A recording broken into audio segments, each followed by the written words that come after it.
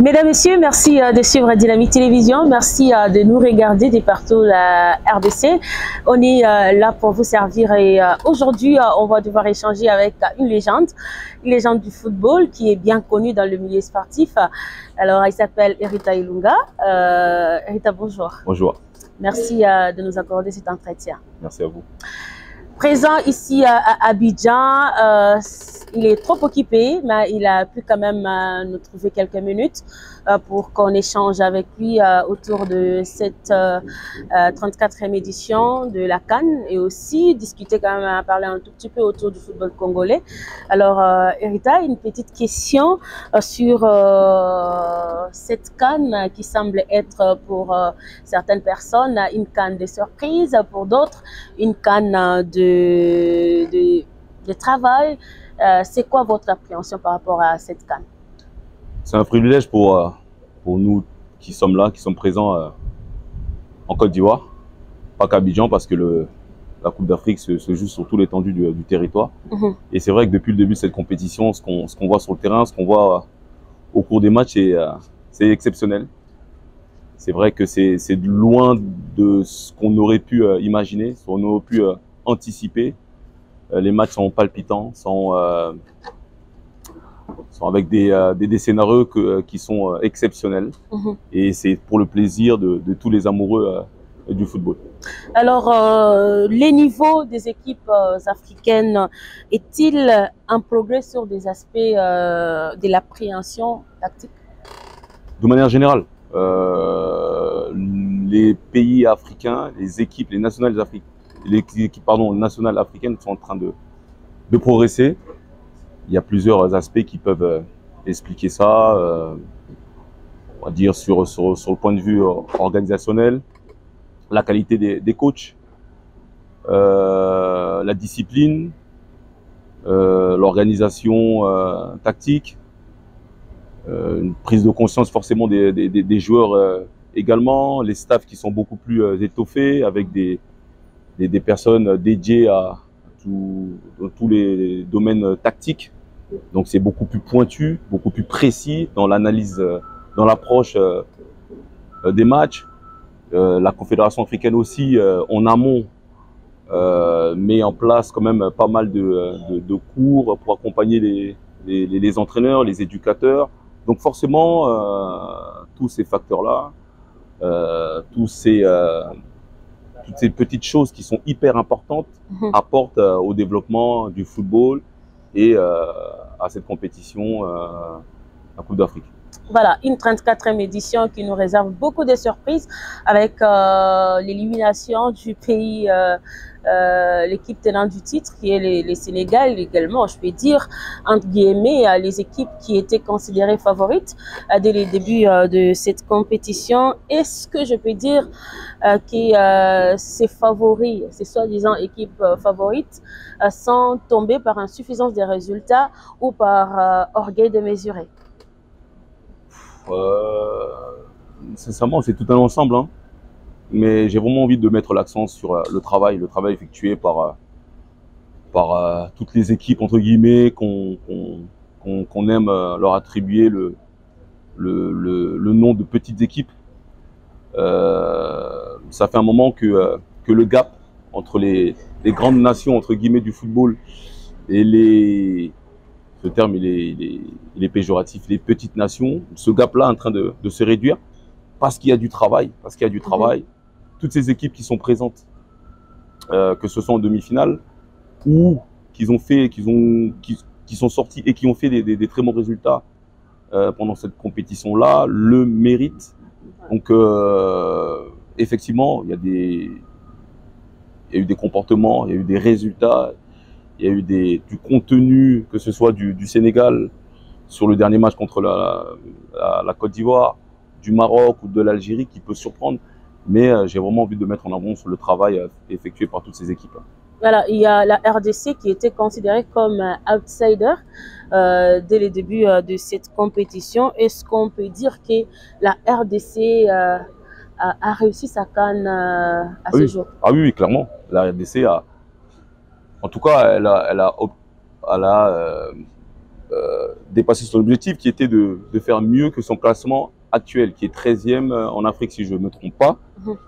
Elle atteint les demi-finales, donc elle fait partie des 4 meilleures équipes actuelles africaines. Donc effectivement, elle réussit dans ce sens-là, elle a réussi dans le contenu du jeu.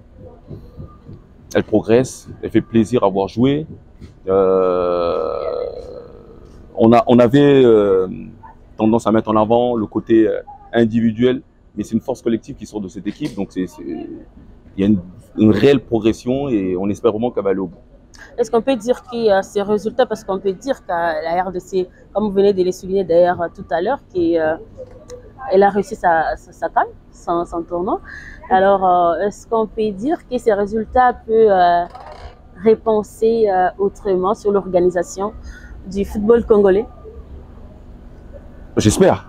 J'espère de toute manière que certaines personnes vont prendre conscience qu'il y a beaucoup de choses à faire sur l'organisation de manière générale, sur la compétition domestique, sur les compétitions de jeunes, les compétitions de football féminin, sur les contrats des joueurs, sur les infrastructures. Bon, ça c'est encore le gouvernement. De manière générale, voilà, de booster. J'espère que ces bons résultats vont booster le football de manière générale au Congo. Oui. Voilà, mesdames, messieurs, on poursuit cet entretien avec Erita Ilunga, une légende du football congolais qui nous a aidé à échanger avec lui. Alors, Erita, on sait que la RDC, en atteignant cette étape de la compétition, va gagner aussi une cagnotte. Une cagnotte importante. J'aimerais qu'on puisse un tout petit peu parler autour de ça.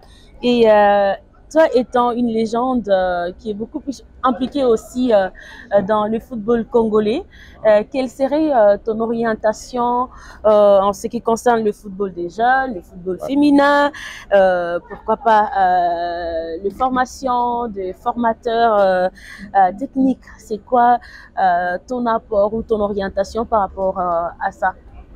Il y a beaucoup de choses à faire de toute manière. On voit, on va être honnête, sans langue de bois, que ce soit la compétition des jeunes est inexistante, compétition féminine également. Notre championnat va très mal. Bien sûr, il y a beaucoup de choses à faire. Alors, je ne pense pas que ça va être suffisant, hein, cette prime que la sélection gagnera à la fin de cette compétition. Mais oui, il y a beaucoup de choses à faire et j'espère vraiment. Si vous étiez demandé de donner votre orientation par rapport à ça, dans quel domaine vous allez? Sur le football des jeunes, puisque c'est l'avenir, la préparation. Donc, on est obligé d'investir sur le football de base. Voilà. Moi, si on me demande, oui, je dirais ça sur le football des jeunes, sur la formation des éducateurs, sur la mise en place du championnat de jeunes de manière durable.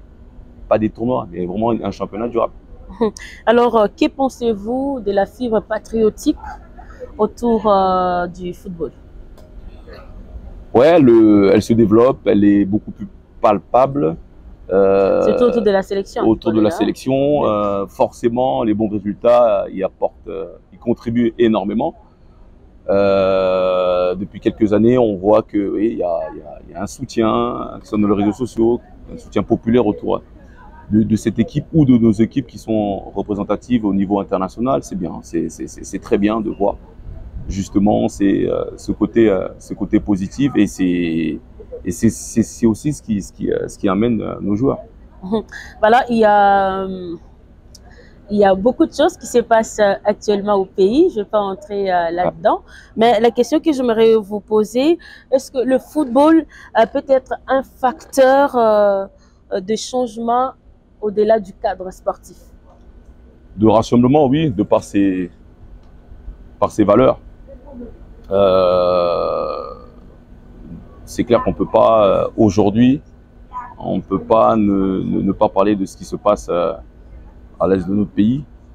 Je crois que c'est prévu que les joueurs fassent un geste dans ce sens-là. Vous voyez que tout le monde est touché, tout le monde est choqué, tout le monde est comment dire, interpellé. Ça dérange de voir le peuple congolais heureux de par ce qui se passe dans cette Coupe d'Afrique. Et c'est clair que depuis 2-3 jours, ça va beaucoup moins parce que il y a nos frères et sœurs à l'est du Congo qui sont justement, qui continuent encore à être brutalisés par des barbares. Nous, de notre côté, bien sûr, on peut que continuer à dénoncer, et on espère vraiment que cette situation va s'arrêter le plus rapidement possible. Voilà, on espère que ça va s'arrêter le plus vite possible. C'est les souhaits de tous les Congolais. Alors, Erita, je rappelle que tu es consultant CAF online. Comment ça se passe? Ouais, je suis consultant au niveau de la commission de technique et de développement. Depuis 2018, ça se passe très bien. Là, aujourd'hui, je suis dans le groupe technique. Le groupe technique, c'est toutes des personnes qui s'occupent des rapports techniques et entre autres de nommer les meilleurs joueurs des matchs. Donc, ça se passe plutôt bien, c'est une compétition de très haut niveau, on se régale, on voit plein de buts, des matchs de très grande qualité, donc c'est vraiment une grande chance pour nous. Voilà, on tend petit à petit vers la fin de cet entretien. Alors, Erita, comment se porte la corporation des footballeurs du Congo? On voit déjà qu'il y a les joueurs qui peinent au niveau de la RDC pour évoluer dans des équipes avec des contrats respectés. Oui, c'est un gros problème. Alors, on ne va pas généraliser, hein. C'est vrai, c'est un grand problème. Il y a du mieux. Vous savez qu'il y a une réglementation au niveau de la Confédération africaine. Donc, toutes les équipes qui participent aux compétitions CAF et qui ne respectent pas leurs engagements vis-à-vis des joueurs sont sanctionnées. Donc déjà, ces équipes-là, elles sont dans les clous. Ce qui serait bien de faire, ce serait justement que cette réglementation-là, imposée par la CAF, soit de mise à la Ligue, à la Linafoot.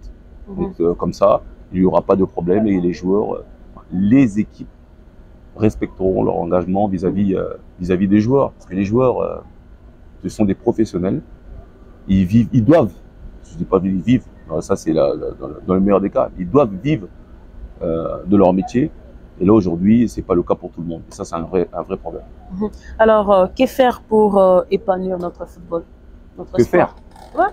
Que faire? Qu'est-ce qu'on peut faire? Parce que ça fait déjà... Qu'est-ce qu'on peut faire? C'est déjà intéresser des investisseurs. Parce que l'environnement du football, notamment sur le plan économique, n'est pas très propice. Alors oui, que l'équipe nationale fasse des bons résultats, ça va forcément contribuer à faire venir des partenaires. Les partenaires ont besoin d'avoir des dirigeants en qui ils ont confiance. Ouais. Voilà, des personnes qui viennent investir dans le football et s'investir aussi dans le développement au niveau économique. Voilà, c'est ce dont on a besoin. Après, les techniciens, on en a, des personnes qui sont volontaires. On en a des jeunes talents. Il y en a dans chaque rue du Congo, pas qu'à Kinshasa. Un investissement aussi de l'État, parce que tous ces jeunes ont besoin de cadres, ont besoin de terrain, d'infrastructures de qualité pour pouvoir s'exprimer et exprimer leur talent. Alors, Erita, j'aimerais qu'on revienne un tout petit peu en arrière pour parler de notre match qu'on joue demain contre la Côte d'Ivoire. Match très important, très capital pour la RDC. Est-ce qu'on peut dire que c'est l'heure de la revanche? Puisqu'en 2015, c'était la Côte d'Ivoire qui nous avait empêché de franchir l'étape des demi-finales. Voilà qu'aujourd'hui, à cette même phase de la compétition, on est obligé de passer par là pour voir la finale. Oui, c'est un match hyper important pour les deux équipes, hein. Que ce soit pour la Côte d'Ivoire, pour nous, on va parler de nous.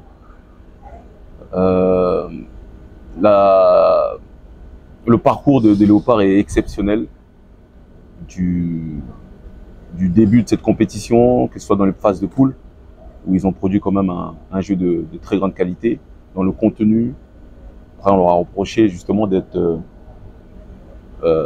manquer d'efficacité offensivement. Sur le dernier match, on a vu que l'offensive, c'est pas forcément des attaquants.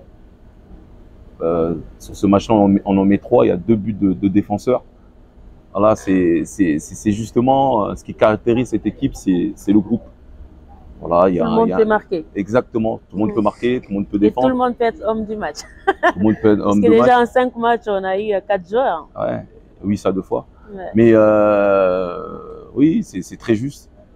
Donc ce sera un match hyper important où déjà ce groupe, ces jeunes Léopards ont mérité d'être là. Ce que je leur souhaite, c'est de ne pas avoir de regrets. Ouais. Voilà, le plus terrible, ce serait de sortir de cette demi-finale et se dire on aurait pu, on aurait dû. Voilà, de tout donner comme ils ont pu le faire depuis le début de cette compétition. Et après, forcément, ils seront récompensés, que ce soit victoire, défaite, ou voilà, on va pas parler de défaite, mais ils sont récompensés par le fait de se dire on a tout donné. Peut-être on est tombé face à meilleur. Mais jusque-là, ils nous ont fait plaisir et j'espère vraiment qu'ils vont aller au bout. Voilà, une génération dorée, j'appelle ça comme ça. Ouais. La plupart de ces joueurs découvrent pour la première fois cette CAN, ouais. Mais tu sens quand même qu'il y a quelque chose de particulier. Oui, clairement.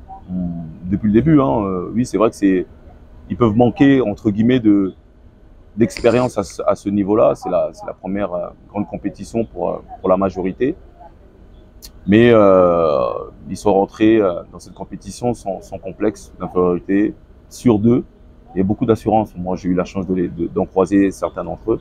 Il y a beaucoup d'assurance. Je pense aussi, c'est ce que le coach et son staff, ce qu'ils ont su mettre autour de l'équipe aussi, contribuent énormément. Ils sont dans leur bulle. Ils évoluent sereinement, avec beaucoup de qualité, beaucoup de talent, de constance aussi. Le match, ouais. C'est ce qui est nouveau. Ils sont constants dans le contenu, de ce qu'ils proposent dans les matchs. Donc, franchement, j'ai bon espoir, même si c'est clair que cette compétition, elle est quand même extraordinaire. On a du mal à prédire ce qui va se passer. Mais en tout cas, si on se base sur ce qu'ils nous ont démontré depuis le début, voilà, on a quand même des motifs d'espoir. Voilà, tu as parlé d'une compétition extraordinaire. Étant une légende, c'est quoi, en quelques mots, la particularité de cette compétition? Bah déjà, le travail des... j'insiste hein, vraiment, le travail de toutes ces équipes qui, entre guillemets, ont surpris, ont surpris les experts, les fans, avec leur performance, en faisant tomber certains gros. Pas forcément l'élimination au premier tour de l'Algérie, l'élimination du Sénégal, qui était vraiment grande favori, qui est champion en titre. Le Ghana, le Maroc aussi. L'Égypte. L'Égypte, et après les bonnes performances de la Mauritanie, de l'Afrique du Sud qui est encore en course, de la RDC, parce qu'il faut se rappeler qu'on n'y était pas au Cameroun en 2022. On n'a pas fait une très bonne compétition en 2019, même si on a été éliminé en huitième de finale face au Madagascar. Non. Donc des buts, des joueurs qui sont révélés, des équipes solides, hyper bien organisées. Ça, c'est la nouvelle donne. Voilà. Des coachs. Voilà. Donc, une compétition africaine qui ne cesse de progresser. Alors, une équipe de la RDC qui a beaucoup de jeunes et beaucoup de binationaux arrivent. Est-ce qu'on peut dire que c'est un début pour une belle future? pour cette équipe de la RDC qui a à un moment donné peiné pour avoir des cadres dans la sélection? Bon, oui et non, moi, je ne pense pas que les cadres, c'est forcément les binationaux. Ouais. Il faut juste... La sélection, elle est faite par les meilleurs joueurs du moment. Ouais. Alors, c'était très difficile pour le coach de s'orienter sur les joueurs de la compétition locale, domestique, parce qu'en réalité, elle est vraiment pas jouée régulièrement. Ouais. Si la Linafoot se jouait, puis bien entendu, on aurait beaucoup plus de joueurs. Là, on n'en a qu'un seul. On aurait beaucoup plus de joueurs, plus parce que dans cette compétition, on a des joueurs de qualité. Ouais. Donc, moi, je ne m'oriente pas sur le fait d'avoir des binationaux. C'est ce qui fait qu'on aura un avenir meilleur. Non, pas forcément. Je veux juste qu'on ait les meilleurs joueurs du moment congolais qui soient sélectionnés. Voilà. Merci beaucoup, Erita. Peut-être l'avant-dernière question. C'est en rapport avec votre façon de voir les groupes actuels de Sébastien Desabre. Étant un ancien joueur, quels sont les joueurs qui t'ont vraiment marqué depuis le début de la carrière? Non. Sincèrement, sans démagogie, forcément, à travers le travail du groupe, il y en a forcément qui valident, qui sont en vue. On va parler de Wissa, qui nous permet par le penalty de passer devant. On va parler du jeune Silas, qui marque le but égalisateur contre le Maroc. Que les attaquants, alors que sincèrement, défensivement, c'est très costaud. Il y a un travail des deux milieux de terrain, Moutoussamy et Piquel, qui est énorme. Les quatre derrière, notamment les latéraux, on n'en parle pas assez. S'ils font, le travail qu'ils font est fondamental. Le gardien également. Le jeune frère Passy, Lionel, la défense centrale, c'est pas une surprise. Donc, vraiment, c'est le groupe. C'est le groupe, c'est ce qui définit la force de cette équipe, c'est l'unité. Ils ont souvent répondu en groupe.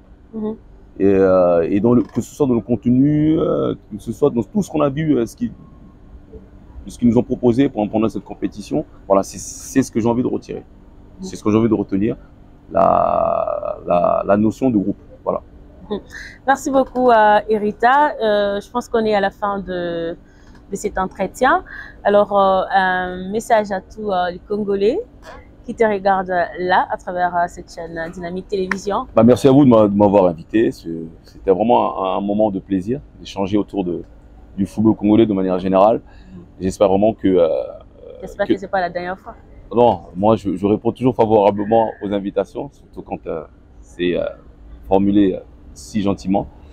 J'espère que demain on sera en phase d'écrire encore une ligne historique dans l'histoire du football congolais. Merci Erita, merci également à vous chers téléspectateurs de Dynamique Télévision. Depuis Abidjan, nous vous disons merci et prenez soin de vous. À la prochaine avec un autre numéro.